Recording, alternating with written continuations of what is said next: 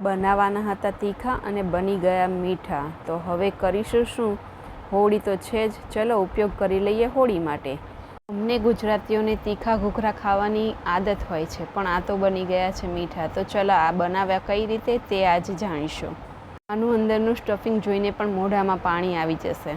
2 cup મેંદો લઈ 1 ચમચી દેશી ઘી નાખી સરસ રીતે મોણ દઈ લોટ બાંધવાનો છે.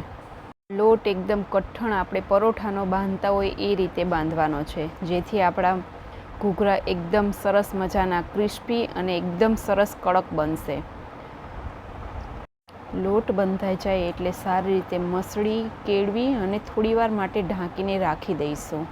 લોટને થોડીવાર રાખી મૂકવાથી આપણા ઘૂઘરાનું પડ એકદમ સરસ મજાનું કડક બનશે. હવે એક કઢાઈ લઈ તેમાં નાળિયેરનું છીણ, થોડા કાજુના ટુકડા, થોડા બદામના ટુકડા, ઇલાયચી પાવડર, 1 નાની ચમચી ગોળ, દેશી ઘી બધું સારી રીતે મિક્સ કરી ધીમા તાપે શેકી લો.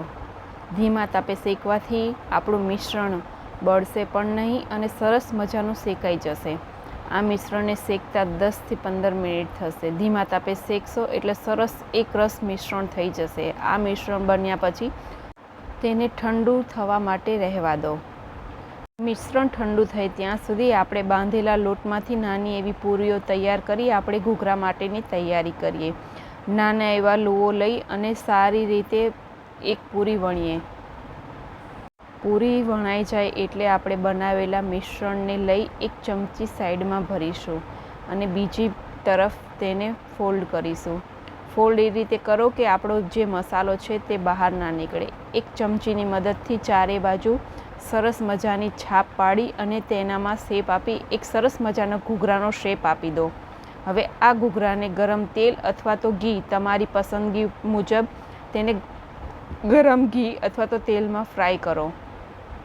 મેં અહીંયા તળવા માટે તેલ લીધેલું છે. તેલ ખૂબ ઠંડુ પણ નહીં અને ખૂબ ગરમ પણ નહીં, મીડિયમ તાપમાં આપણે આ તળવાના છે, જેથી આપણા ઘૂઘરા એકદમ ક્રિસ્પી અને સરસ મજાના કડક બનશે.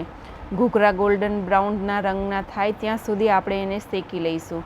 જુઓ કેવા સરસ મજાના ઘૂઘરા આપણા બનીને તૈયાર થઈ ગયા છે. હવે એને એક સર્વિંગ પ્લેટમાં લઈ આપણી ઈચ્છા મુજબ એને ડેકોરેશન કરી અને મહેમાનો માટે તૈયાર કરીશું.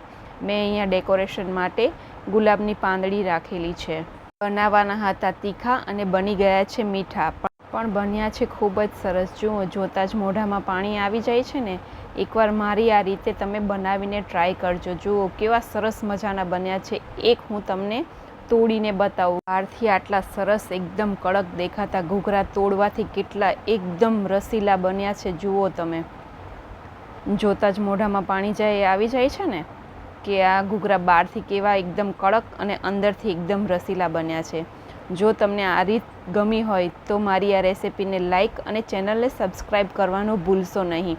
એકવાર આ રીતે બનાવીને તમે ટ્રાય કરો. બધાને મારા અને મારા પરિવાર તરફથી હેપી હોળી.